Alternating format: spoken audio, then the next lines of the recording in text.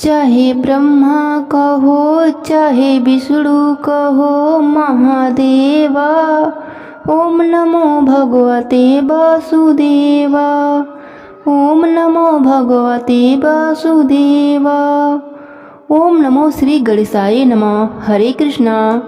नमस्कार दोस्तों, आज मैं आपको निर्जला एकादशी व्रत की कथा सुनाने जा रही हूँ। प्रेम से बोलिए विष्णु भगवान की जय हो, एकादश माता की जय हो। एक समय महर्षि वेद व्यास जी महाराज युधिष्ठिर के यहाँ संयोग से पहुँच गए। महाराज युधिष्ठिर ने उनका समुचित आदर किया, अर्घ और पाद देकर सुंदर आसन पर बैठाकर खोडोपचार पूर्वक उनकी पूजा करी। जब महर्षि सब प्रकार से निश्चिंत होकर बैठ गए, तब भीमसेन ने हाथ जोड़कर उनसे कहा, भगवंत, मैं बड़ी आपत्ति में पड़ा हूँ, दया कर आप मुझको इस आपत्ति से बचाइए। भीमसेन के ऐसे वचन सुन महर्षि व्यास ने हंसते हुए पूछा, क्या बात है भीम, निसंकोच होकर कहो। भीम ने कहा, प्रभु, महाराज युधिष्ठिर, धनुषधारी अर्जुन, विचारवान सहदेव और बहादुर नकुल एवं सौभाग्यवती महारानी द्रौपदी इत्यादि सभी लोग एकादशी का व्रत करते हैं और मुझे भी विवश करते हैं कि तुम भी एकादशी का व्रत करो। महाराज, आप तो जानते ही हैं कि भीमसेन का जीवन अन्न पर ही आश्रित है। एक दिन भोजन न करने की बात तो अत्यंत दुष्कर है, एक क्षण भी बिना खाए या नहीं रह सकता। अब आप ही बताइए कि किस प्रकार यह मेरा धर्म संकट दूर हो। भीमसेन के ऐसे वचन सुन व्यास जी ने कहा, मानव धर्म की संपूर्ण कथा मैं तुमको सुना चुका हूँ, साथ ही वैदिक धर्म की कथा तुम्हें समुचित रूप से सुनाई है और यह भी बतलाया और समझाया है कि कली काल में वे समस्त धर्म कार्य करना असंभव नहीं तो कठिन और दुष्कर तो जरूर है।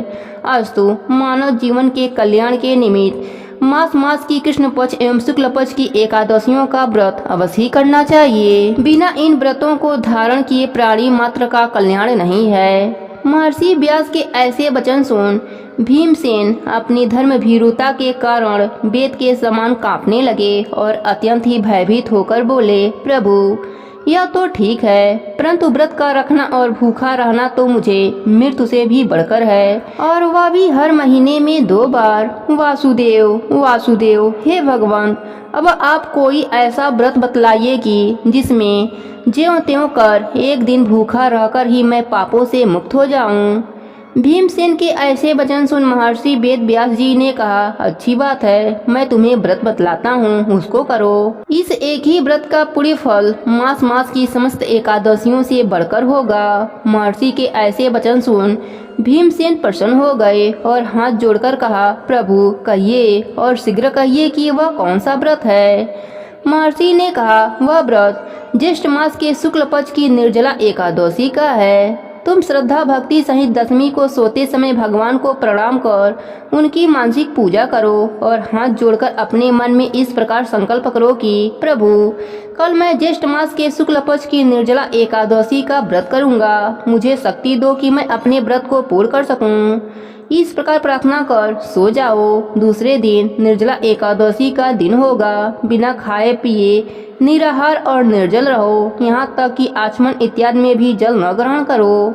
इस व्रत के प्रभाव से स्त्री हो अथवा पुरुष, सभी के मंत्रांचल जैसे भीषण और महान पाप भी अवश्य ही नष्ट हो जाते हैं। इस व्रत में गोदान का बड़ा महत्व है, अर्थात गोदान अवश्य करना चाहिए। यदि कोई गोदान देने की सामर्थ्य न रखता हो तो उसे तांबा, पीतल या मिट्टी का पानी भरा हुआ घड़ा, उसमें थोड़ा सोना छोड़ और उसे नवीन वस्त्र में लिपेट ब्राह्मण को श्रद्धा और भक्ति पूर्वक दान करना चाहिए। इस प्रकार जल दान देने एवं स्वयं व्रत समाप्ति तक जल न ग्रहण करने वाले प्राणियों को एक एक क्षण में कोटि कोटि गोदान देने का फल प्राप्त होता है। उस दिन यह कार्य अर्थात यज्ञ, दान एवं जप आदि कार्य करने वाले को अच्छे फल की प्राप्ति होती है। इस प्रकार श्री कृष्ण जी ने स्वयं कहा है, अतः फिर दूसरा पुण्य कार्य करने की आवश्यकता ही क्या है। विष्णु लोक की प्राप्ति इसी निर्जला व्रत के ही द्वारा हो सकती है। इस दिन फलाहार करना चाहिए, अन्य खाने वाले की अनेकों प्रकार की दुर्दशा होती है और वे चंडाल स्वरूप समझे जाते हैं। इस व्रत के प्रभाव से चोर, गुरुद्वेषी एवं हर प्रकार के पापियों का उद्धार हो जाता है। श्रद्धालु स्त्री एवं पुरुषों के विशेष कर्तव्य ये हैं। शेष सैया पर स्थित श्री विष्णु भगवान की भक्ति पूर्वक पूजा एवं धेनु दान तथा ब्राह्मणों को मिष्टान का भोजन करा दक्षिणा देकर संतुष्ट करना चाहिए। निर्जला व्रत रखने वाले को गौ, वस्त्र, छत्र, सैया, कमंडलू आदि वस्तुओं का प्रेम पूर्वक भक्ति सहित दान करना चाहिए। उपानाह दान करने से स्वर्ग गमन के हेतु स्वर्ण भूषित रथ प्राप्त होता है और जो इसको भक्ति पूर्वक श्रवण करके तथा कीर्तन इत्यादि करके रात्रि जागरण करते हैं वे मनुष्य बिना विघ्न स्वर्ग प्राप्त करते हैं। महर्षि व्यास जानते थे कि भीम के उदर में वृक नामक अग्नि है, इसलिए अधिक मात्रा में भोजन करने पर भी उसकी भूख शांत नहीं होती है। महर्षि ने भीम से कहा, तुम ज्येष्ठ शुक्ल एकादशी का व्रत रखा करो। इस व्रत से अन्य 23 एकादशियों के पुण्य का लाभ भी मिलेगा। तुम जीवन पर्यंत इस व्रत का पालन करते रहो। भीम ने बड़े साहस के साथ निर्जला एकादशी का व्रत किया, जिसके परिणाम स्वरूप प्रातः होते होते वह संज्ञाहीन हो गया।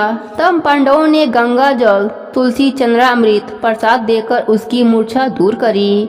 इसलिए इसे भीमसेन एकादशी भी कहते हैं। जो भी मनुष्य इस कथा को सुनते हैं वह विष्णु लोक में उच्च स्थान को प्राप्त करते हैं। प्रेम से बोलिए विष्णु भगवान की जय हो।